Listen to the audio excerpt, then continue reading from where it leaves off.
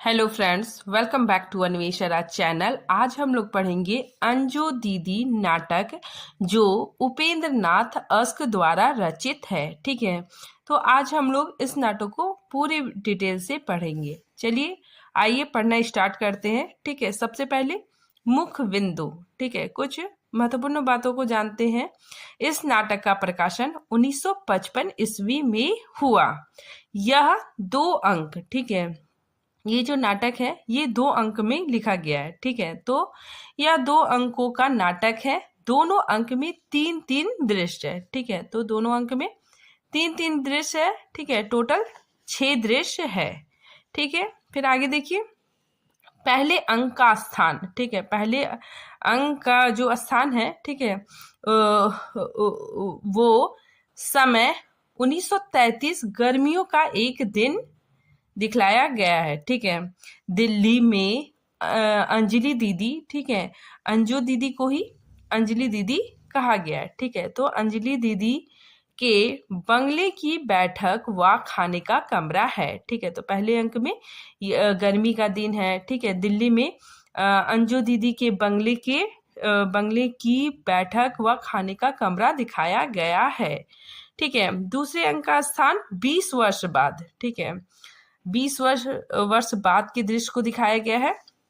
तो देखिए, 20 वर्ष बाद 1953 ईस्वी सर्दियों का दिन। ठीक है, देखिए पहले अंक में गर्मी का दिन था। ठीक है, और दूसरे अंक में सर्दियों का एक दिन दिल्ली में अंजलि दीदी का वही बैठक का स्थान व खाने का कमरा है। ठीक है, तो वही सेम स्थान है। ठीक है, फिर आगे देखिए, अंजू दीदी नाटक का उद्देश्य। यह नायिका प्रधान नाटक है। यह अस्क जी की सर्वाधिक लोकप्रिय और प्रौढ़ नाट्य कृति है। नारी के कठोर नियंत्रण में परिवार में होने वाले विघटन को दिखाया गया है। ठीक है, यह नाटक उच्च वर्ग के खोखले संस्कारों को प्रदर्शित करता है। ठीक है, आगे देखिए, यह नाटक पारिवारिक और मनोवैज्ञानिक नाटक है। इस नाटक की प्रमुख पात्र अंजू दीदी एक यांत्रिक महिला है। ठीक है, मतलब जो अंजू दीदी है, ठीक है, वो यांत्रिक महिला है। ठीक है, यही यांत्रिकता उनके जीवन को एकाकीपन से भर देता है। ठीक है, तो जो अंजू दीदी है, ठीक है, वो मतलब जीवन को भी घड़ी मानती है। ठीक है, कि सारा काम घड़ी के अनुसार होना चाहिए, मनुष्य भी घड़ी बन जाए। ठीक है, तो अंजू दीदी एक यांत्रिक महिला है और यही यांत्रिकता उनके जीवन को एकाकीपन से भर देता है। फिर आगे देखिए, नाटककार के अनुसार अहम की भावना परंपरागत प्रवृत्ति है जो अपनी मनोवृत्ति को दूसरों पर जबरदस्ती डालती है। वह ना तो अपनी उन्नति करती है, ना ही दूसरों की उन्नति होने देती है। ठीक है, तो अंजू दीदी, ठीक है, ये इनके अंदर अहम की भावना है। ठीक है, और इनकी जो मनोवृत्ति है, ठीक है, ये अपने विचारों को दूसरों पर जबरदस्ती डाल देती है। ठीक है, और इसी वजह से ये ना तो अपनी उन्नति कर सकती नहीं करती है। ठीक है, और दूसरों की उन्नति भी नहीं होने देती है। अंजू का यह भावना अपने नाना जी से मिला है। ठीक है, तो बहुत इम्पोर्टेंट है कि जो अंजू की जो ये जो प्रवृत्ति है, ठीक है, इन्हें अपने नाना जी से मिला है। ठीक है, देखिए, अंजलि का बचपन नाना जी के संपर्क में बीता है। ठीक है, इसी वजह से अंजलि में ये सारे गुण पाए जाते हैं। ठीक है, अब देखिए ये काफी इम्पोर्टेंट है कि जो लेखक है, ठीक है, जो नाटककार है उपेंद्र नाथ अस्क, उन्होंने इस नाटक को किसे समर्पित किया है। ठीक है, तो इस नाटक को लेखक ने नन्ही मधुलिका को समर्पित किया है। ठीक है, तो वे लिखते हैं कि नन्ही मधुलिका के लिए जो अपने स्वर्गवास के 2 दिन पहले ज्वर की दशा में नाटक का सारा मसौदा पढ़कर लेखक को अपार हर्ष, दुख और आश्चर्य में छोड़ गई। ठीक है, तो काफी इंपॉर्टेंट है, पूछा जा सकता है कि लेखक ने इस नाटक को किसे समर्पित किया है, तो नन्ही मधुलिका। ठीक है, फिर आगे देखिए, अंजू दीदी नाटक का पहला अंक, ठीक है, पहला अंक है वो 30 जनवरी 1954 ईस्वी को बम्बई हिंदी विद्यार्थी मंडल द्वारा सेंट जेवियर कॉलेज में अभिनीत हुआ। ठीक है, तो पहले अंक का मंचन 1954 ईस्वी में हुआ। ठीक है, लेकिन पूर्ण रूप से बुक में छपकर 1955 ईस्वी में आया। आगे देखिए, ये काफी इंपॉर्टेंट है कि इस नाटक का निर्देशन प्रसिद्ध नाटककार श्री सत्येंद्र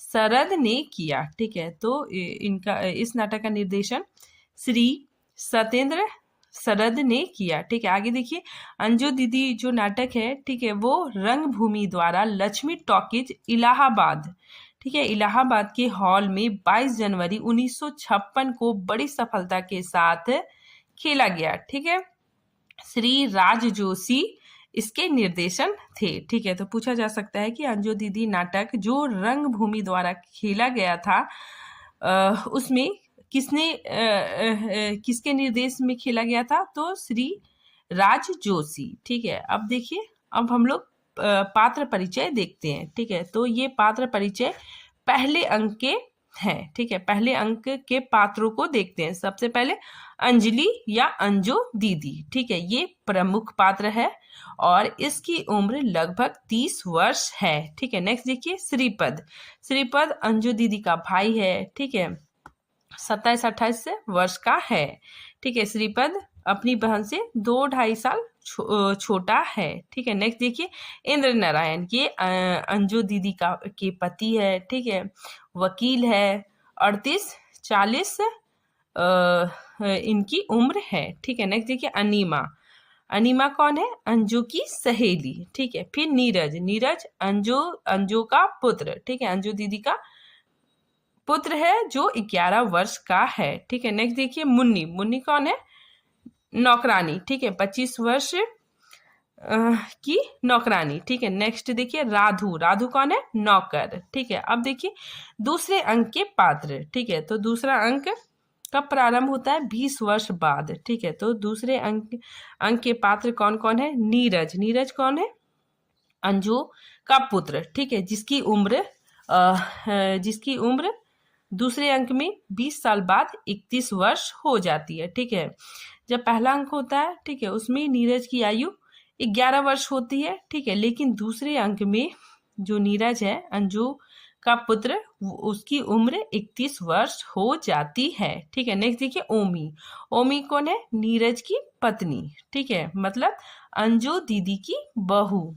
अब देखिए, नीलम कौन है, नीरज का बेटा। ठीक है, और उसकी उम्र 11 वर्ष है। ठीक है, नेक्स्ट देखिए, अन्नो नीरज की मौसी है। ठीक है, फिर नेक्स्ट देखिए, नाजीर कौन है, नीरज का दोस्त। ठीक है, फिर श्रीपद नीरज का मामा। ठीक है, वही जो अंजू दीदी का भाई। ठीक है, फिर नेक्स्ट बात, मुन्नी, चपरासी और इंद्र नारायण। ठीक है, अब देखिए हम लोग थोड़ा भूमिका देख लेते हैं। ठीक है, देखिए सबसे इम्पोर्टेंट ये है कि भूमिका किसने लिखा है, तो कमलेश्वर जी ने इस नाटक की भूमिका लिखे हैं। ठीक है, और जो भूमिका है वो अंजू दीदी मूल्यांकन, ठीक है, इस नाम से लिखा गया है। ठीक है, तो इम्पोर्टेंट है कि भूमिका किस नाम से लिखी गई है, तो अंजू दीदी मूल्यांकन। ठीक है, तो देखिए हम लोग थोड़ा पढ़ते हैं इसके बारे में।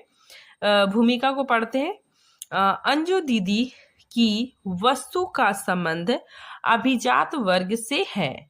अभिजात कुल की नारी अंजलि के मानस में जीवन को नियंत्रित, अनुशासित रखने की प्रवृत्ति के बीच संस्कारगत है। ठीक है, तो जो अंजू दीदी है, ठीक है, उसमें उनकी जो सोच है, ठीक है, जीवन को नियंत्रित रखना, अनुशासन रखने की प्रवृत्ति, वो वो उनको संस्कारगत मिला है, ठीक है, अपने नाना जी से मिला है, ठीक है, जो कि उसे गोद लेने वाले नाना जी से विरासत में मिले हैं। अंजू में अपने वर्ग की वे सारी वृत्तियां हैं जो टस से मस होना नहीं जानती। उनके अपने व्यक्तित्व में वह हट है, ठीक है, वह जिद्दीपन है जो दूसरों को परास्त कर देता है, जिसके शिकार है वकील साहब, ठीक है, जिसके शिकार कौन है, उनके पति इंद्र नारायण, ठीक है, जो कि वकील है। तो जिसके शिकार है वकील साहब, जो अपने विवाह से पहले उन्मुक्त बंधनहीन सरिता की भांति बह रहे थे, जिनका आभास मात्र उनकी सैलानी कोशिशों के रूप में कभी कभार उठती है, ठीक है। आगे देखिए, अंजू दीदी की भूमिका में कमलेश्वर लिखते हैं, ठीक है, ये काफी इंपॉर्टेंट है, ठीक है।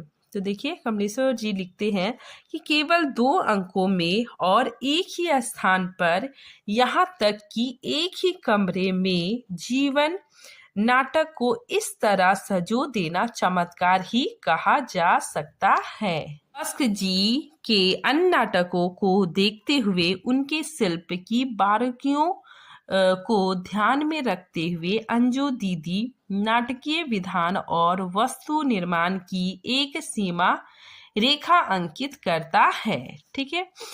आगे कमलेश्वर जी कहते हैं कि 2 अंकों में 2 बड़े और 2 छोटे दृश्यों का अद्भुत शिल्प विस्मय में डाल देता है। इतने कम परिवर्तन से जीवन के ऐसे व्यापक क्षेत्र को चित्रित कर लेना एक दुर्लभ समस्या है, जिसे अस्क जी के व्यापक रंगमंचीय अनुभवों की देन ही स्वीकार करने में संतोष मिलता है, ठीक है। तो ये कथन कमलेश्वर जी का है, ठीक है, काफी इंपॉर्टेंट है।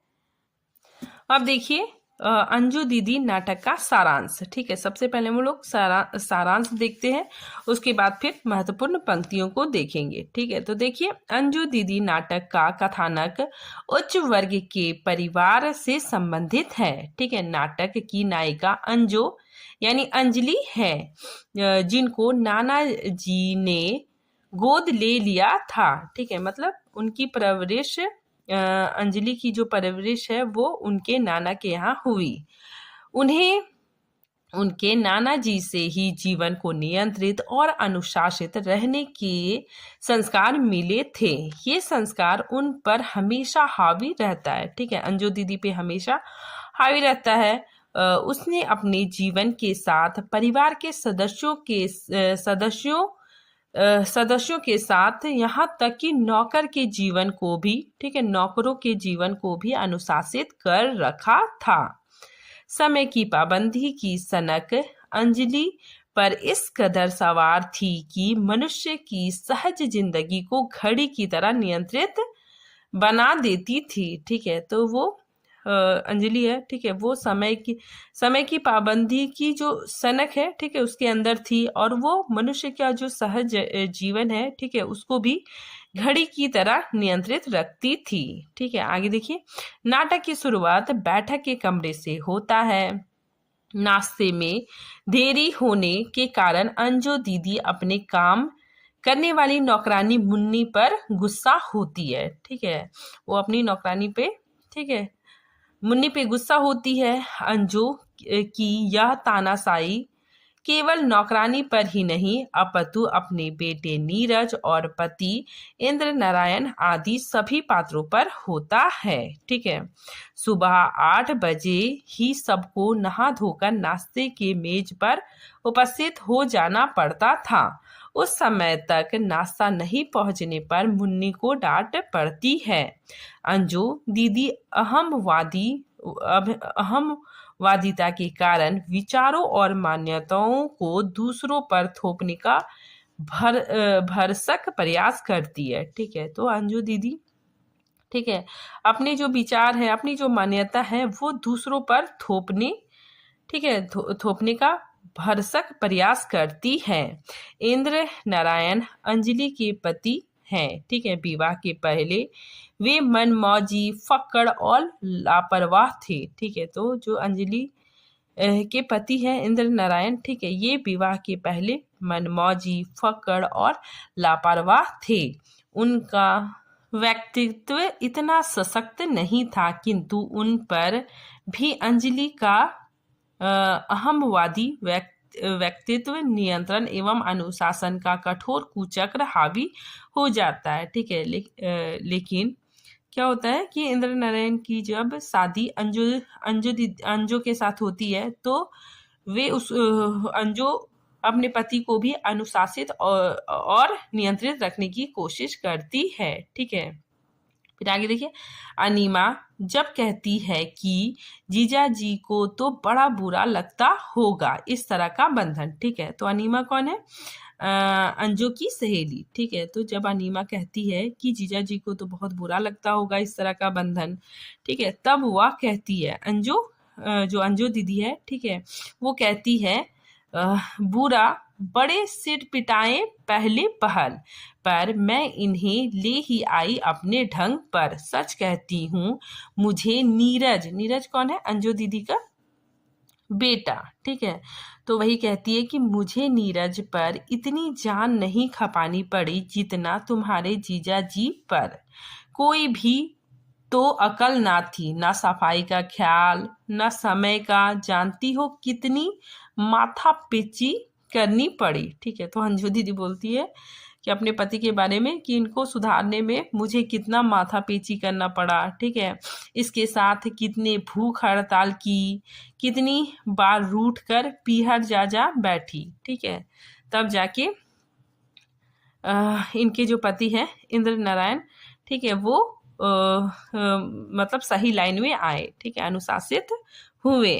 ठीक है, फिर आगे देखिए, इंद्र नारायण को नहीं चाहते हुए भी अंजू के अनुशासन और व्यवस्था को ओढ़कर जीना पड़ता है। ठीक है, वे चाहकर भी चाट पानी के बतासे नहीं खा सकते। ठीक है, तुरंत प्रेस किया हुआ कोट, पतलून, हैट, टाई वगैरह धारण करना पड़ता है। ठीक है, तो इनके पति को कितना मतलब झेलना पड़ता है। ठीक है, उसी चीज को यहाँ पे बताया गया है।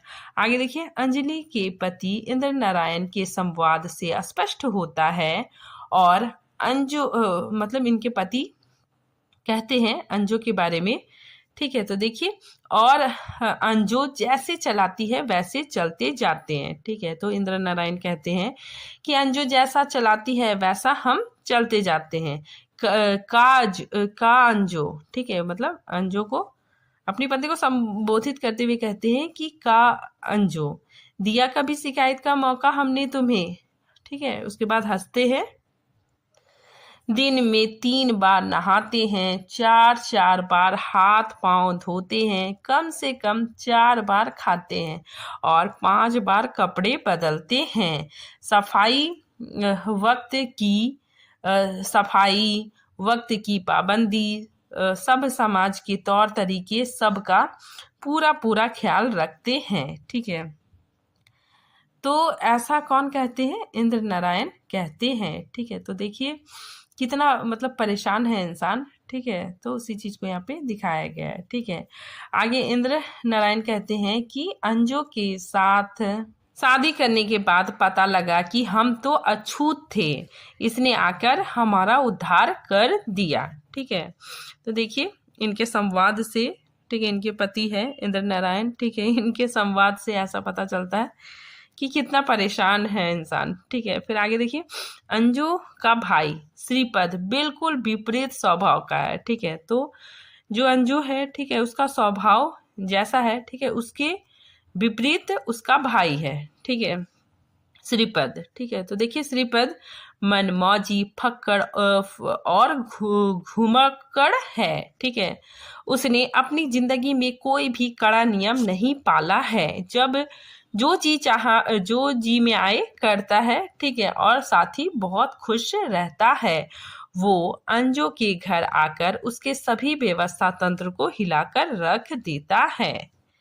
ठीक है। फिर आगे देखिए, इस प्रकार अंजलि अपनी इच्छाओं को अपने बेटे पर भी लादती है। ठीक है, तो अपनी जो इच्छा है उसको अपने बेटे पर लाद कर उसकी इच्छाओं को का गला घोट देती है। ठीक है। नीरज क्रिकेट कप्तान बनना चाहता है, जबकि अंजू उसे डिप्टी कमिश्नर बनाना चाहती है। ठीक है। फिर आगे देखिए, अंजू दीदी की तरह इनके घर में नियम की पाबंदियां अत्याचार की सीमा को पार कर जाती है। ठीक है, तो अंजू दीदी की जो पाबंदियां हैं, ठीक है, उनका जो अनुशासन है, ठीक है, अत्याचार है, वो सीमा को पार कर जाता है। ठीक है। अंजू ने अपने पति को इतना दबा दिया था कि वे अंदर से विवश और व्याकुल थे।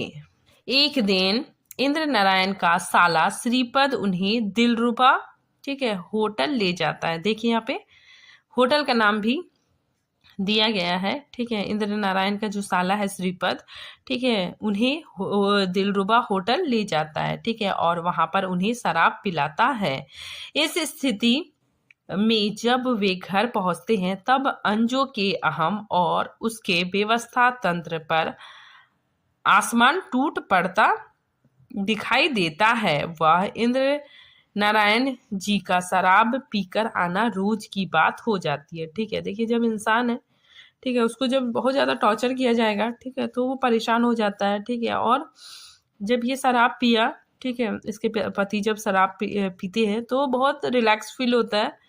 इस वजह से वो रोज ही शराब पीकर आने लगते हैं। ठीक है, तो देखिए अब इंद्र नारायण जी का शराब पीकर आना रोज की बात हो जाती है, जो अंजू के लिए सहन करना असहनीय था। यह देखकर वह जहर खाकर आत्महत्या कर लेती है। ठीक है, लेकिन उससे पहले वह बहू के रूप में ओमी, ठीक है, ओमी को पसंद कर घर में ले आती है। ठीक है, तो जो अंजू है, ठीक है, वो आत्महत्या कर लेती है, लेकिन उससे पहले ही अपने बेटे का विवाह करवा देती है। ठीक है, और उसकी जो ओमी बहू है, ठीक है, वो अपनी बहू को भी सब कुछ सिखला देती है। ठीक है, सारा डिसिप्लिन सिखला देती है। ठीक है, तो उसी चीज को यहाँ पे दिया हुआ है कि अब बहू भी उससे सीखकर उसी रास्ते पर चलने लगी थी। अंजू की के मृत्यु के बाद भी उसका कायदा कानून बरकरार था। ठीक है, अंजू की मृत्यु के बाद भी इंद्र नारायण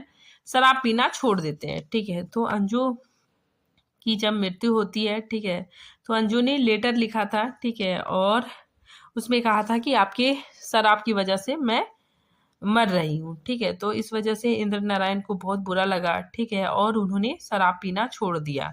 ठीक है, और अपनी पत्नी के आदर्शों पर चलने लगते हैं। इस प्रकार मृत्यु के बाद भी अंजलि का दमन जारी रहता है। ठीक है, लेकिन 20 साल बाद श्रीपद फिर से वापस आता है। ठीक है, और उस घर के नियमों को तोड़ता है, और इस तरह नाटक का समापन होता है।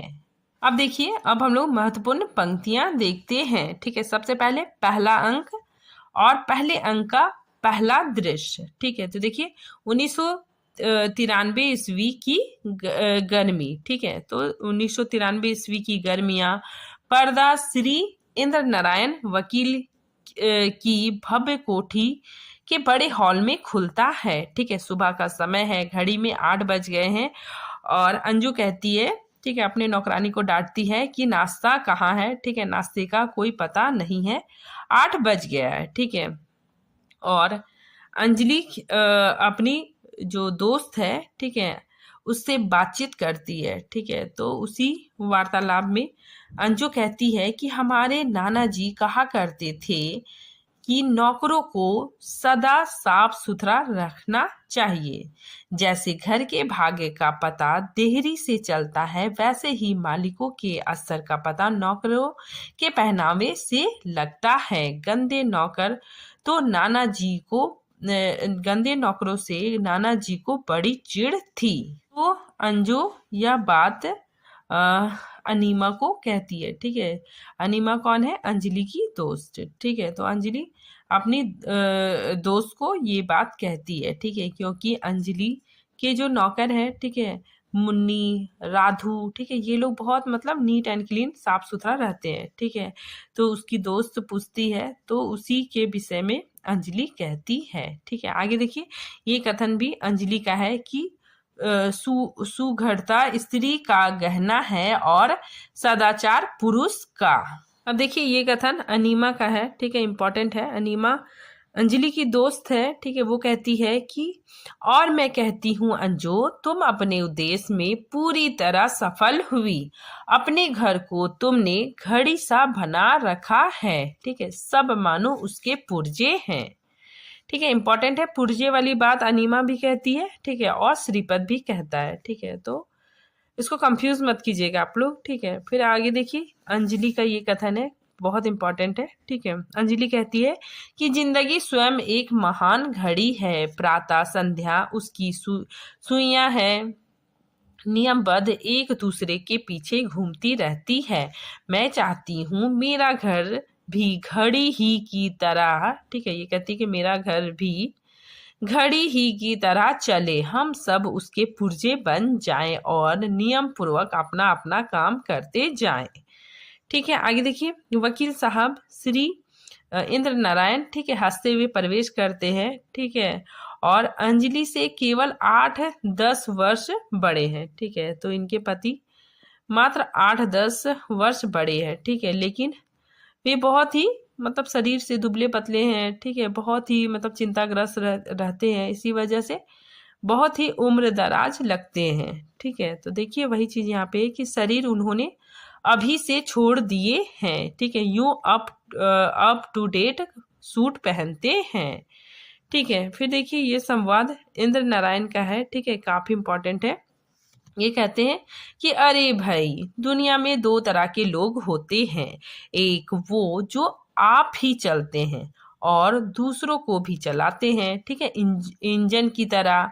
अंजो उनमें से हैं। दूसरे वे जो आप नहीं चल पाते पर दूसरा कोई चलाए तो उसके पीछे पीछे आराम से चल चल चल जाते हैं। ठीक है, और हंसते हैं, गाड़ी के डब्बे की तरह। ठीक है, तो इंद्रनाथ ये संवाद कहते हैं। ठीक है, इंपॉर्टेंट है। आगे देखिए, अंजलि कहती है कि नाना जी कहा करते थे सदाचार पुरुष का भूषण है। ठीक है, आभूषण है। इंपॉर्टेंट कथन है। नेक्स्ट देखिए, जो इंद्र नारायण है, ठीक है, वो कहता है अंजलि से कि श्रीपद आने वाला है। ठीक है, तो उसी को अंजलि कहती है, ठीक है, बैंक से, कि आ गया श्रीपद। इन 6 वर्षों में उसने कितने पत्र नहीं लिखे, कभी आया भी? आप भी बस नाश्ता शुरू कीजिए। निपत भाई, ठीक है, निरुपत, देखिए इसमें नाटक में आया है, अंजू दीदी का एक और भाई है निरुपत भाई। ठीक है, तो वही कहती है कि निरुपत भाई की चिट्ठी आती तो मैं आंखें दरवाजे से लगाए बैठी रहती, पर श्रीपद क्या भरोसा उसका। ठीक है, तो वो कहती है कि उसका कोई भरोसा नहीं है। ठीक है, वो कभी मतलब आता नहीं है। ठीक है, तो उसका कोई भी भरोसा नहीं है। अब देखिए यहाँ पे श्रीपद और निरिपद। ठीक है, तो निरिपद भी अंजू दीदी का एक और भाई है। ठीक है, तो सबको पता है कि श्रीपद ही है। ठीक है, लेकिन यहाँ पे नाटक में निरिपद भी बताया गया है। ठीक है, तो अंजू दीदी के 2 भाई हैं। ठीक है, आगे देखिए, अब क्या होता है कि श्रीपद का आगमन हो जाता है। ठीक है, वो आ जाता है। ठीक है, और उसकी जो वेशभूषा है, ठीक है, उसका जो पहनावा है, उसका यहाँ पे वर्णन किया गया है। ठीक है, तो देखिए श्रीपद आ जाता है, सब चौंकते हैं। श्रीपद पर्दे के पास खड़ा है, कीमती सिल्क का कुर्ता और लट्ठे का पैजामा पहने हुए हैं, लेकिन कुर्ते के 2 बटन खुले हैं और दोनों कपड़े तनिक मैले हो रहे हैं। आयु में अंजो से 2-2.5 वर्ष कम है। ठीक है, मतलब 27-28 वर्ष है, 27-28 उसकी उम्र हो रही है, लेकिन अंजू की तरह पतला दुबला और कमजोर व्यक्ति नहीं, खाने पीने और मौज बनाने वाला आदमी है। ठीक है, मतलब खाने पीने वाला, मौज बनाने वाला उसका भाई है। ठीक है, लंबा तगड़ा और किंचित मोटा। ठीक है, लंबा चौड़ा मोटा भी है, कलाई में कीमती घड़ी और मुंह में स्ट्रेट एक्सप्रेस का सिगरेट। ठीक है, फिर देखिए अंजलि का संवाद। अंजलि कहती है, मैं कहती हूँ तुम कितने गंवार हो। ठीक है, ये इंपॉर्टेंट कथन है। ठीक है, अंजलि कहती है कि मैं कहती हूँ तुम कितने गंवार हो, यह खाने की मेज है और तुम यहाँ कपड़े उतार कर पसीना सुखाने बैठ गए हो। कोई हद भी है बदतमीजी की, नाना जी कहा करते थे। ठीक है, फिर श्रीपद कहता है, बहुत इंपॉर्टेंट लाइन कथन है। ठीक है, श्रीपद का है। ठीक है, यहाँ पे क्या होता है कि श्रीपद आता है, ठीक है, और अंजलि उसे नहा के नाश्ता करने के लिए कहती है, लेकिन श्रीपद क्या करता है, उसको बहुत गर्मी लग रहा था। ठीक है, वो मतलब खाने के टेबल में ही पैर रख के, ठीक है, बैठ जाता है और पसीना सुखाता है। ठीक है, तो उसी को अंजू डांटती है, ठीक है, कि तुम कितने गंवार आदमी हो। ठीक है, तो देखिए आगे श्रीपद कहता है कि नाना जी कहा करते थे कि श्रीपद बेहद गंवार आदमी है। ठीक है, खाने की मेज पर बैठकर पसीना सुखाता है। मैं कहता हूँ दीदी, ठीक है, यहाँ से इंपॉर्टेंट है। ठीक है, इंपॉर्टेंट लाइन है। श्रीपद कहता है कि मैं कहता हूँ दीदी, मैं इतने मुद्दत के बाद यहाँ आया हूँ, तुम्हारा छोटा भाई हूँ, तुम लोगों से मिलने की हसरत दिल में लिए हुए ना जाने कब से इस महान भारत में नगर नगर भटक रहा हूँ। ठीक है, फिर आगे देखिए, ये लाइन भी श्रीपद की है।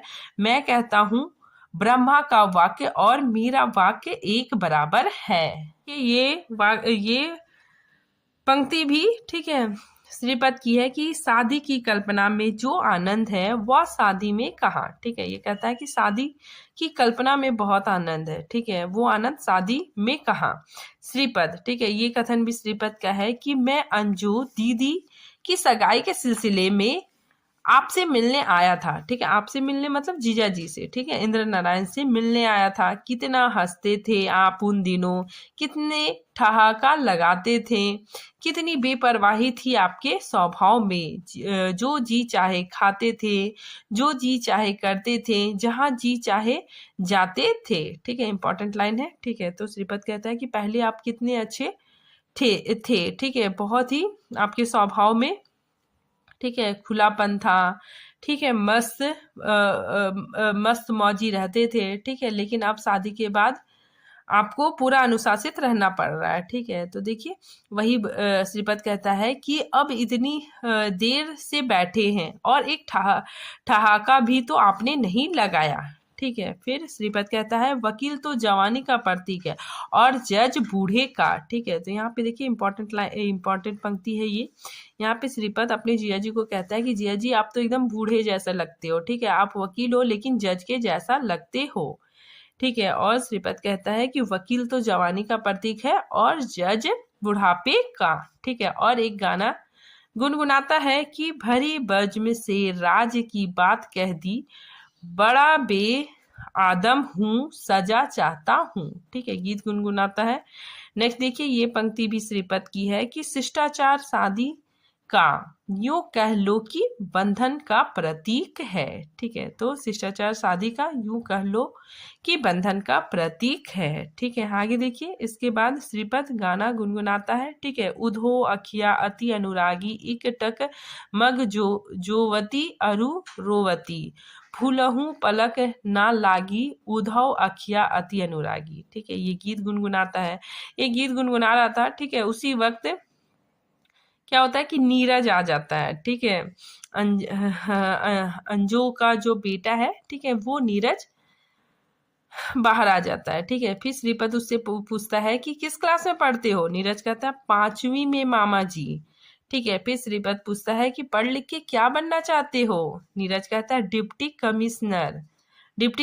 कमिश्नर मामा जी। ठीक है, फिर श्रीपद कहता है कि डिप्टी कमिश्नर बनने की बात तुम्हें किसने सुझाई।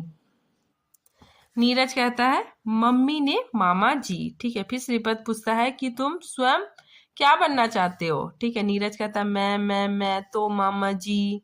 फिर श्रीपद पूछता है कि ये तुम्हें हर बात के साथ मामा जी कहना किसने सिखलाया। ठीक है, नीरज कहता है कि मम्मी ने कहा है कि बड़ों से बात करते समय आदर से। ठीक है, फिर श्रीपद कहता है, ठीक है, ये इंपॉर्टेंट लाइन है। ठीक है, श्रीपद का कथन है, तो हो चुके तुम डिप्टी कमिश्नर, इतने आदर से बात करोगे तो सरकार तुम्हें पटवारी बना देगी। ठीक है, अकड़ कर चला करो, रौब से बातें किया करो। ठीक है, इंपॉर्टेंट लाइन है। फिर नीरज कहता है मैं तो कप्तान बनना चाहता हूँ मामा जी। ठीक है, श्रीपद कहता है कप्तान। नीरज कहता है क्रिकेट का कप्तान। ठीक है, उसके बाद श्रीपद कहता है कि क्रिकेट खेलते हो? नीरज जी मामा जी, बड़ा निकम्मा खेल है, चोट लग जाती है। ठीक है, तो नीरज कहता है कि जी मामा जी। ठीक है, मम्मी कहती है। ठीक है, यहाँ पे नीरज कहता है कि मम्मी कहती है कि क्रिकेट बड़ा निकम्मा खेल है, चोट लग जाती है। ठीक है, आगे देखिए। फिर श्रीपद पूछता है तो फिर तुम बन चुके क्रिकेट के कप्तान, कितने घंटा खेलते हो? ठीक है, कितने घंटे खेलते हो? नीरज कहता है 2 घंटे। श्रीपद कहता है और कितने घंटे पढ़ते हो? नीरज कहता है 6 घंटे। ठीक है, श्रीपद कहता है 6 घंटे खेला करो और 2 घंटे पढ़ा करो। ठीक है, इंपॉर्टेंट लाइन है। आगे देखिए, श्रीपद कहता है, ठीक है, ये काफी इंपॉर्टेंट है। ठीक है, ये कथन श्रीपद का है कि अरे दीदी तुम तो व्यर्थ ही गृहस्थी की चक्की में अपनी जान खपा रही हो, तुम्हें तो कहीं सेना में कैप्टन या छोटी मोटी लेफ्टिनेंट होना चाहिए। ठीक है, काफी इंपॉर्टेंट है। फिर श्रीपद गाना गुनगुनाता है। ठीक है, ये गाना बहुत इंपॉर्टेंट है। ठीक है, श्रीपद गाना गुनगुनाता है कि यह दस्तूरे जुबा बनती है, कैसा कैसा तेरी महफिल में, यहाँ तो बात करने को तरसती है जुबा मेरी। ठीक है, उसके बाद फिर यहाँ पे पहले अंक का दृश्य खत्म होता है। ठीक है, फिर दूसरा अंक का दृश्य प्रारंभ होता है। ठीक है, तो देखिए दूसरा दृश्य। कुछ क्षण बाद पर्दा फिर उठता है। श्रीपद खाने की मेज पर जूते समेत सोया हुआ है। मेज की चादर गोल सा बनी उसके सिर के नीचे तकिए का काम दे रही है। मेज चूंकि इतनी लंबी नहीं कि वह टांगे पसार कर लेट सके, इसीलिए उसकी एक टांग दूसरे के घुटने पर है, लेकिन दोनों टांगे एक और को झुकी हुई हैं और अलग अलग हुआ ही चाहती है। मेज के पास फर्श पर एक आधा जला सिगरेट पड़ा है। घड़ी में 12 बज रहे हैं। ठीक है, तो यहाँ क्या होता है कि श्रीपद सो जाता है। ठीक है, जो खाने का मेज है, ठीक है, उस पे सो जाता है और इसी के साथ पर्दा गिरता है। ठीक है, उसके बाद तीसरा दृश्य प्रारंभ होता है। ठीक है, तो देखिए तीसरे दृश्य में कुछ क्षण बाद पर्दा फिर उठता है। घड़ी में 3 बज रहे हैं। ठीक है, समय याद रखिएगा। दूसरे दृश्य में 12 बज रहे हैं। ठीक है, और तीसरे दृश्य में 3 बज गया। 3 बज चुके हैं। खाने के कमरे में श्रीपद पूर्ववत, ठीक है, पहले जैसा मेज पर सोया हुआ है, लेकिन उसके सिर के नीचे की चादर फर्श पर पड़ी है और पांव भी मेज के नीचे लटक रहे हैं। पर्दे के दूसरी ओर बैठक में अंजलि और वकील साहब बात करते हुए प्रवेश करते हैं। ठीक है, तो श्रीपद सोया हुआ है। ठीक है, और उसी समय अंजलि और वकील साहब आते हैं, बातें करते हैं। ठीक है, और श्रीपद को उठाते हैं। ठीक है, और श्रीपद उठ जाता है। ठीक है, अब देखिए ये श्रीपद का कथन है, वेरी वेरी इंपॉर्टेंट है। ठीक है, श्रीपद कहता है कि इस घर के लोग भी पुर्जे हैं, कसम भगवान की मशीन के पुर्जे। ठीक है, तो देखिए पुर्जे की बात अनीमा ने भी कहा था और श्रीपद ने भी कहा था। ठीक है, और टाइमिंग याद रखिएगा। पहला दृश्य में 8 बजे थे। ठीक है, दूसरे दृश्य में 12 बज चुके थे। ठीक है, और तीसरे दृश्य में 3 बज चुका था। ठीक है, फिर आगे देखिए श्रीपद कहता है, ठीक है, जो नौकरानी है, ठीक है, मुन्नी नौकरानी, ठीक है, उसको कहता है और हमारे घर में किसी तरह का बंधन नहीं। ठीक है, यहाँ से जो अंडरलाइन किया गया है काफी इंपॉर्टेंट है। ठीक है, श्रीपद का कथन है कि बात असल में यह है कि स्वर्गीय नाना जी अंजू दीदी के दिमाग को जकड़ रखा है। वे थे भी तानाशाह, सदा अपनी राय दूसरों पर लादा करते थे। ठीक है, हमारे घर में ऐसा करना महापाप समझा जाता है। कसम तुम्हारी मुन्नी, तुम 4 दिन हमारे घर में रह कर तो देखो, कितनी आजादी है वहाँ। दिन के हर वक्त तुम्हें वहाँ कोई ना कोई नौकर सोता हुआ मिलेगा। जब मालिक सोते हैं तो नौकर क्यों ना सोए। ठीक है, उसके बाद फिर गीत गुनगुनाता है, संतोष तो हो जाता, आशा तो उमंग उठती, देते तो वचन, चाहे करते ना वचन पूरा। ठीक है, देखिए ये कथन श्रीपद का है। ठीक है, श्रीपद कहता है कि सख्त बुरी चीज है, लेकिन कभी कभी बुरी बातें भी कर देखनी चाहिए। बहुत भलाई को, ठीक है, यहाँ से काफी इंपॉर्टेंट है, ठीक है, श्रीपद कहता है अपनी बहन से कि बहुत भलाई को भगवान पसंद नहीं करता। जिस तरह सुंदर बच्चे को कुदृष्टि से बचाने के लिए उसके माथे पर काला टीका लगा दिया जाता है, उसी तरह मित्र शत्रुओं की बुरी नजर से अपनी भलाई की रक्षा करने को मैं भी कभी कभार ऐसी वैसी बुरी बातें कर लिया करता हूँ। ठीक है, फिर अंजलि कहती है, ठीक है, ये अंजलि का कथन है। अंजलि कहती है कि नाना जी कहा करते थे दुनिया में 3 तरह के आदमी होते हैं। ठीक है, एक वो जो आप भी चलते हैं और दूसरों को भी चलाते हैं, ठीक है, इंजन की तरह। दूसरे वे जो आप नहीं चलते पर चलाओ तो चले जाते हैं, ठीक है, गाड़ी के डब्बे की तरह। तीसरा वे जो ना आप चलते हैं ना दूसरों को चलने देते हैं, ब्रेक की तरह। ठीक है, नाना जी कहा करते थे श्रीपद, ठीक है, फिर श्रीपद खुद ही बोलता है, ठीक है, श्रीपद बोलता है ब्रेक है ब्रेक, नाना जी कहते थे, ठीक है, कि श्रीपद ब्रेक है ब्रेक।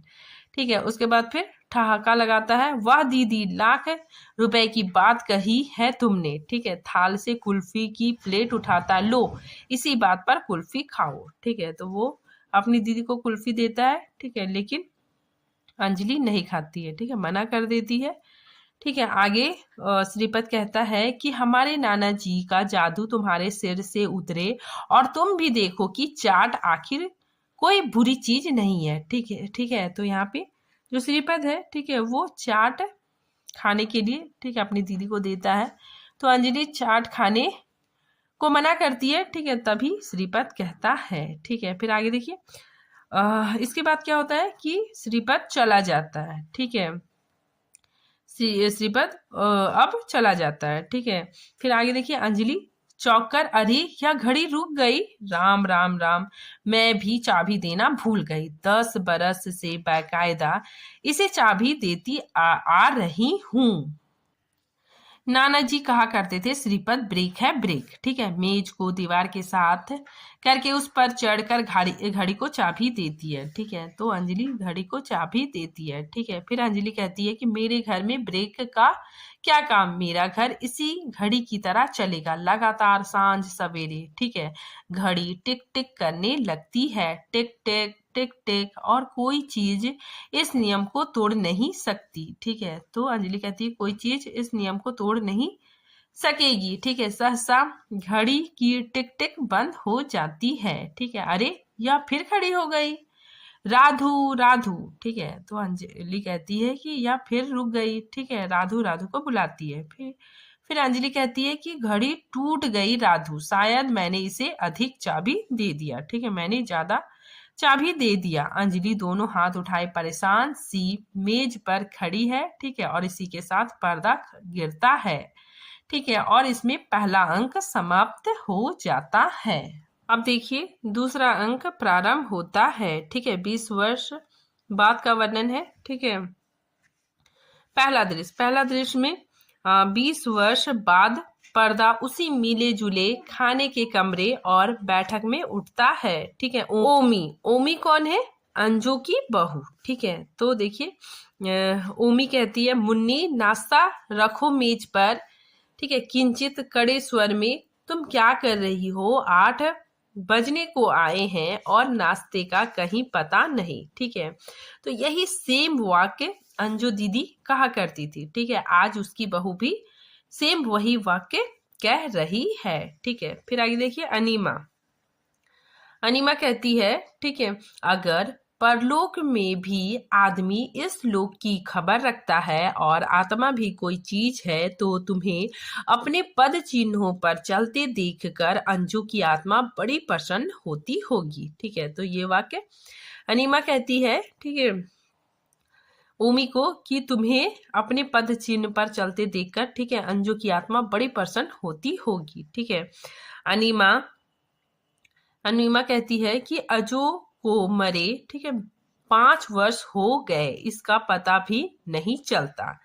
ठीक है, फिर आगे देखिए ये कथन भी अनीमा के ही है कि तुम लोग तो खैर नौकरी से आए और चले गए, पर जीजा जी तो यहीं थे। जज मरने के बाद क्या इतने सुस्त हो गए। ठीक है, तो देखिए जो इंद्र नारायण है, ठीक है, वो पहले वकील था, ठीक है, अब जज बन गया है। ठीक है, फिर देखिए नीरज नीरज नीरज अब सिटी मजिस्ट्रेट बन गया है। ठीक है, नीरज अपनी पत्नी को कहता है कि पहली बात तो यह है कि वे हाई कोर्ट के जज हैं। ठीक है, मतलब इंद्र नारायण क्या है, हाई कोर्ट के जज है। ठीक है, और मैं सिटी मजिस्ट्रेट में बड़ा फर्क होता है। ठीक है, जज और सिटी मजिस्ट्रेट में बहुत फर्क होता है। जज बड़ी सी विंग लगाए, लंबा सा मुंह बनाए, ऊंची कुर्सी पर बैठा वकीलों के बयान सुनता है। ठीक है,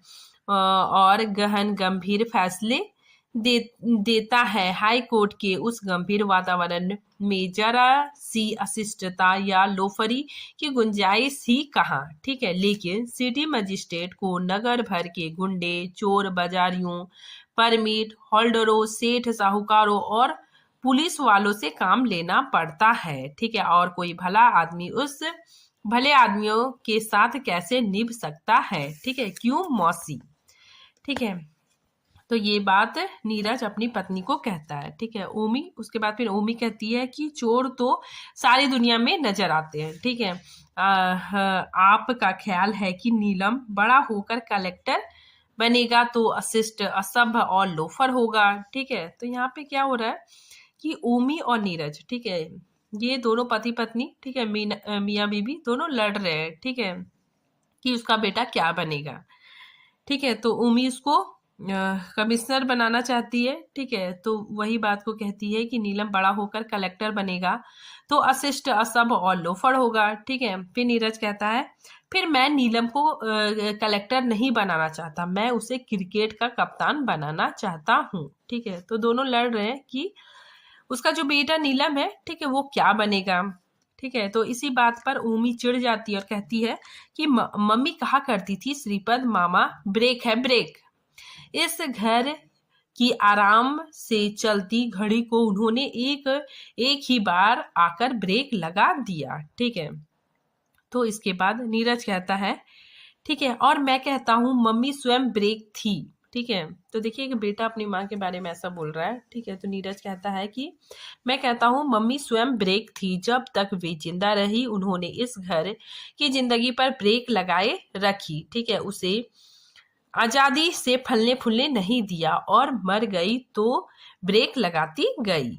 ठीक है, इंपॉर्टेंट लाइन है। फिर आगे देखिए, नीरज कहता है मामा श्रीपद मम्मी से कहा करते थे कि तुम्हें तुम्हें मतलब अंजलि को। ठीक है, तो नीरज अपनी पत्नी को कहता है कि श्रीपद मामा, ठीक है, कहा करता था, ठीक है, अंजलि को कहा करता था कि सेना में कोई छोटी मोटी कैप्टन या हो जाना चाहिए। उस समय तो सेना में स्त्रियां ली ना जाती थी, पर अब ले ली जाती है। और मैं कहता हूँ तुम्हें तुम्हें किसको, ओमी को, ठीक है, तुम्हें सच ही सेना में भर्ती हो जाना चाहिए। ठीक है, अब देखिए ये संवाद चलता है। नीरज अपनी पत्नी ओमी को कहता है, ठीक है, कि तुम्हें भी सेना में भर्ती हो जाना चाहिए। ठीक है, अब क्या होता है कि श्रीपद, ठीक है, श्रीपद आ जाता है नाटक के दूसरे अंक में, श्रीपद आता है। ठीक है, और कहता है तो लगता है अंजू दीदी इस घर में अपना प्रतिनिधित्व छोड़ गई है। ठीक है, इंपॉर्टेंट लाइन है, वेरी वेरी इंपॉर्टेंट। ठीक है, ये कथन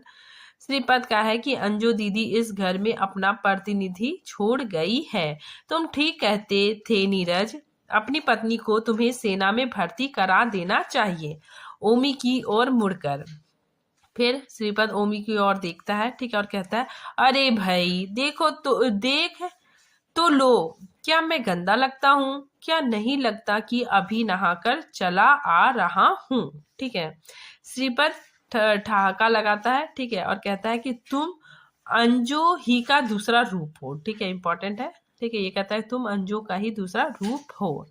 ठीक है, ओमी क्या करती है, कोने में पड़ी एक तिपाई, तिपाई मतलब क्या होता है, 3 पैरों वाला स्टूल, तिपाई उसके आगे रख देती है। ठीक है, पाँव आप इस पर टिका लीजिए। ठीक है, वो कहती है कि आप पाँव इस पे रखिए। ठीक है, श्रीपद ठहाका मारते हुए उस पर पांव टिका देता है। ठीक है, फिर कहता है कि मैंने गलत कहा, तुम अंजू दीदी से एक कदम आगे हो। ठीक है, तुम्हें किसी अस्पताल की मैट्रेन होना चाहिए। ठीक है, इंपॉर्टेंट लाइन है। ठीक है, ये कहता है कि तुम अंजू दीदी से भी एक कदम आगे हो। ठीक है, फिर ओमी कहती है इस प्रशंसा के लिए धन्यवाद। श्रीपद और नीरज दोनों ठहाका मारकर हंसते हैं। तभी एक चपरासी आता है। ठीक है, तो यहाँ पे याद रखिएगा नाटक में चपरासी। ठीक है, एक चपरासी पात्र भी आता है। ठीक है, तो देखिए चपरासी जय हिंद सरकार। ठीक है, तो इसके बाद श्रीपद उठकर जज साहब के कमरे में जाता है। ठीक है, अपनी जिया जी के कमरे में जाता है। ठीक है, उसके बाद फिर देखिए ये कथन अनीमा का है। ठीक है, अनीमा कहती है कि अंजू की मृत्यु के दिन मैं यहीं थी। ख्याल था कि आप शायद आए। आपके तमाम पतों पर तार गए, पर उसका उत्तर 1.5-2 महीने बाद फ्रांस से आया। यहाँ पे देखिए अनीमा और श्रीपद का वार्तालाप हो रहा है। ठीक है, श्रीपद कहता है कि यूरोप की सैर का शौक था। ठीक है, जमींदारी खत्म करना कांग्रेस के उद्देश्य का एक हिस्सा था, सो मैंने सोचा कि उससे पहले यूरोप हो जाऊं। ठीक है, तो इम्पोर्टेंट है कि अंजू की मृत्यु के समय उसका भाई श्रीपद कहाँ था, तो यूरोप में था। ठीक है, इंपॉर्टेंट है। फिर अनीमा कहती है मैं भी यूरोप गई थी। ठीक है, फिर श्रीपद ठीक है गाना गुनगुनाता है। ठीक है, बहिया में जिंदगी की बाहे जा रहे हम, मुड़ने की बात दूर है, रुकने का बस नहीं। ठीक है, फिर जरा जीजा जी से मिलना चाहता था, पर देखता हूं उनका कमरा किसी सन्यासी का कमरा दिखाई देता है। ठीक है, कुछ ऐसा भय का आभास मिलता है वहां। ठीक है, ये बात श्रीपद कहता है। ठीक है, फिर क्या होता है अनीमा कहती है। ठीक है, अनीमा के मुंह से सच निकल जाता है। ठीक है, तो देखिए अनीमा अचानक जबान को दांत में लेती है। हाय, मेरे मुंह से क्या निकल गया।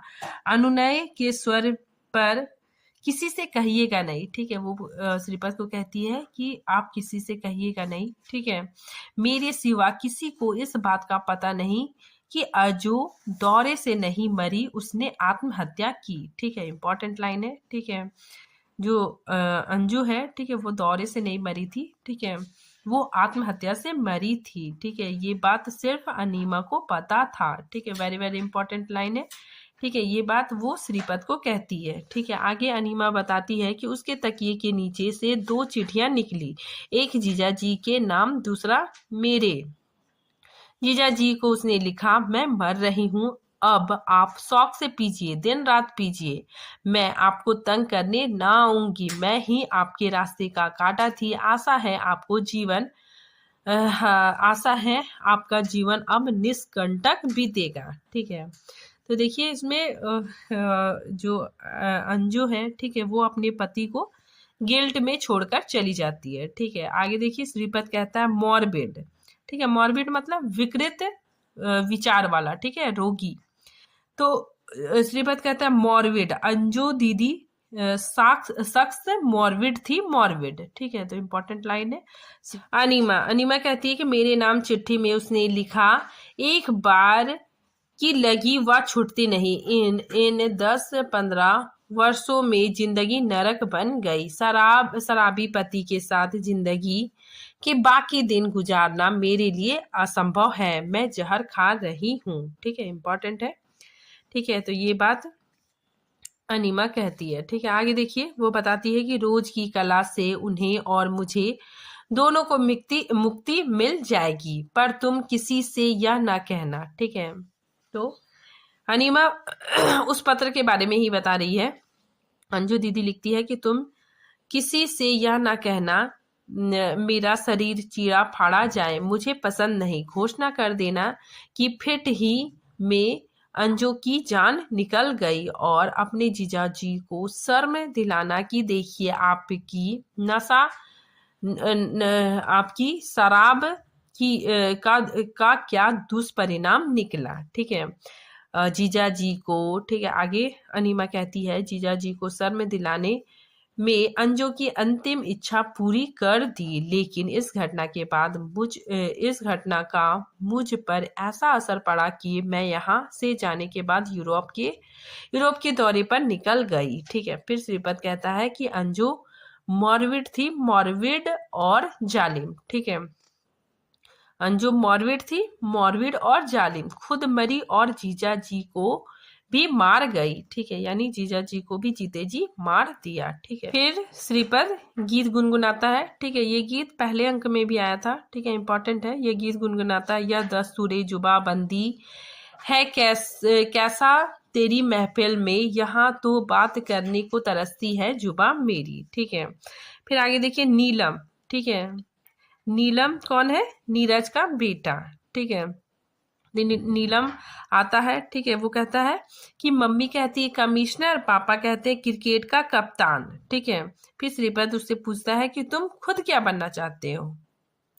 मतलब ये वही घटना स्टार्ट हो रहा है। ठीक है, जिस तरह नीरज आया था, ठीक है, वो अपने मामा जी से बात कर रहा था। ठीक है, तो उसी चीज को यहाँ पे नीलम भी आता है। ठीक है, वो कहता है कि मम्मी कहती है कमिश्नर, पापा कहते हैं क्रिकेट का कप्तान। ठीक है, फिर श्रीपद पूछता है कि तुम खुद क्या बनना चाहते हो। नीलम कहता है मैं तो कवि बनना चाहता हूँ। ठीक है, श्रीपद कहता है सुनाओ तो कविता। ठीक है, तो बोलता है कि ठीक है कविता सुनाओ। तो फिर नीलम सुनाता है, कैसे कैसे वरदान मिले, बंदर को लंबी पूंछ मिली, गर्दन को गधे को लंबे कान मिले, हाथी को सूंड मिली लंबी, बुलबुल को सुंदर गान मिले। ठीक है, श्रीपद पूछता है तुम्हें क्या मिला। नीलम कहता है मुझे कविता करना आया, कवि का दिल कवि के प्राण मिले। ठीक है, फिर श्रीपद कहता है वाह रे नीलम बेटे, तू बड़ा होकर टैगोर का कान काटेगा। ठीक है, इंपॉर्टेंट है। ठीक है, श्रीपद कहता है तू बड़ा होकर टैगोर के कान काटेगा, खूब कविता किया कर, अब के कलकत्ता पहुंच कर मैं तेरे लिए कविता की बड़ी सरल और सुंदर किताबें भेजूंगा। ठीक है, क्रिकेट के कप्तान और कमिश्नर कवि के सामने क्या ठहरेंगे, वे दोनों घूमते तारे की तरह चंद दिन अपनी रोशनी दिखाकर चल देते हैं, कवि ध्रुव तारे की तरह चमकता रहता है। ठीक है, इंपॉर्टेंट है। ठीक है, किसने कहा था कवि ध्रुव तारे की तरह चमकता रहता है? तो श्रीपद की पंक्ति है। ठीक है, आगे नीलम कहता है कि मैं तो कवि बनना चाहता हूँ, दादाजी आप पापा और मम्मी से कह दे कि वे मुझे कवि बनने दे। ठीक है, मोहन में मैंने एक कविता भेजी थी। ठीक है, मोहन मतलब मोहन पत्रिका। ठीक है, तो वो बताता है कि मोहन पत्रिका में मैंने एक कविता भेजी थी, वह छप गई, मैंने डर के मारे किसी को दिखाया नहीं, आप कह देंगे तो बड़ा अच्छा होगा। फिर श्रीपद कहता है कि हम जरूर कर देंगे। ठीक है, हम तुम्हारी मम्मी को समझाएंगे कि कमिश्नर एक कमिश्नरी और गवर्नर एक प्रांत पर राज्य करता है, पर कवि की हुकूमत देश विदेश तक फैलती है, और तुम्हारे पापा को समझाएंगे कि कवि क्रिकेट के खिलाड़ी से कहीं बड़ा खिलाड़ी है और घर बैठे अपनी कल्पना के बल पर देश विदेश की सैर करता है। ठीक है, इंपॉर्टेंट लाइन है। फिर यहाँ पे देखिए श्रीपद एक गीत गुनगुनाता है। ठीक है, इसी के साथ पहला अंक समाप्त हो जाता है। ठीक है, उसके बाद फिर दूसरा दृश्य आरंभ होता है। ठीक है, तो दूसरे दृश्य में क्या है कि कुछ क्षण बाद पर्दा फिर उठता है। श्रीपद पूर्वत खाने की मेज पर जूते समेत सोया हुआ है, चादर उसके सिर का तकिया बनी हुई है। ठीक है, मेज क्योंकि इतनी लंबी नहीं कि वह टांगे पसार सके, इसीलिए उसकी एक टांग दूसरे के घुटने पर है, लेकिन दोनों टांगे एक और से झुकी हुई है और अलग हुआ चाहती है। मेज के पास फर्श पर आधे सिगरेट का टुकड़ा पड़ा है, घड़ी में 12 बजे हैं। ठीक है, पर्दा गिरता है। फिर इसके बाद तीसरा दृश्य स्टार्ट होता है। ठीक है, इसमें भी सेम वही बात है। ठीक है, तीसरे दृश्य में जो पहले अंक के तीसरे दृश्य में था, ठीक है, वही चीज है कि पर्दा फिर उठता है, घड़ी में 4 बजने को है, बैठक में काउन पर बैठी ओमी स्वेटर बुन रही है। ठीक है, तो ओमी क्या कर रही है? स्वेटर बुन रही है। खाने के कमरे में श्रीपद सोया हुआ है, सिर की चादर नीचे गिरी हुई है और टांगे लटक रही है। ठीक है, अनीमा, ठीक है, अनीमा उसे उठा रही है। ठीक है, जब पर्दा उठता है, ठीक है, अनीमा कहती है उठिए उठिए भी, श्रीपद को तनिक कंधे से झकझोरती है, ठीक है, और कहते थे मैंने आदत बदल डाली है, ठीक है, मतलब ये अनीमा कह रही है कि बेचारी बहू को परेशान कर दिया, उठिए, सोना है तो जाकर कमरे में पलंग पर सोइए, ठीक है। फिर क्या होता है कि श्रीपद उठ जाता है, ठीक है, और वो गाना गुनगुनाता है, ठीक है, कि हम या वर हम क्या बोले, कब हाथ बढ़े कब पांव उठे, ठीक है। फिर देखिए इसके बाद फिर इंद्र नारायण का आगमन होता है, ठीक है। श्रीपद अपनी जिया जी से पूछता है कि जिया जी क्या हाल है, ठीक है। तभी इंद्र नारायण कहता है कि अरे भाई हमारी क्या पूछते हो, सुबह होती है शाम होती है, उम्र यही यूं ही तमाम होती है, ठीक है, इंपॉर्टेंट लाइन है। फिर श्रीपद उसे शराब देता है पीने के लिए, ठीक है। तो इंद्र नारायण कहते नहीं, मैंने तो मुद्दत हुई पीना छोड़ दिया, ठीक है। श्रीपद कहता है पहले ही आप कौन ज्यादा पीते थे, ठीक है।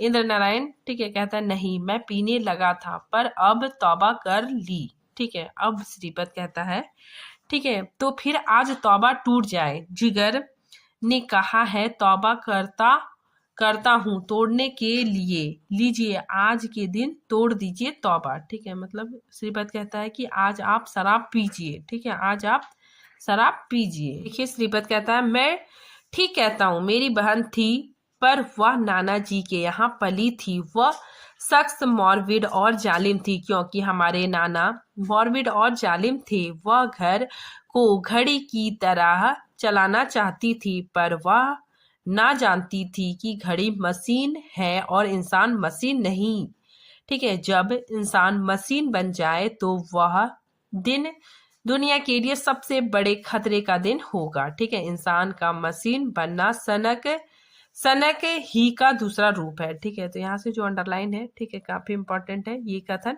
श्रीपद का है, ठीक है। आगे वो कहता है कि अंजू यदि इसे समझती तो जीजा जी को चोरी से शराब पीने और अंजू को मरने की जरूरत ना पड़ती, लेकिन अंजू ने देखा कि वह जिंदगी में अपनी जिद पूरी नहीं कर सकी तो उसने जहर खा लिया, और जिस काम को वह जिंदगी में सफल ना हुई, ठीक है, जिस काम में वह जिंदगी में सफल ना हुई थी उसे मर कर हो गई, ठीक है। मतलब जिस काम को उसने जीते जी नहीं कर पाया वो काम वो मर के की, ठीक है।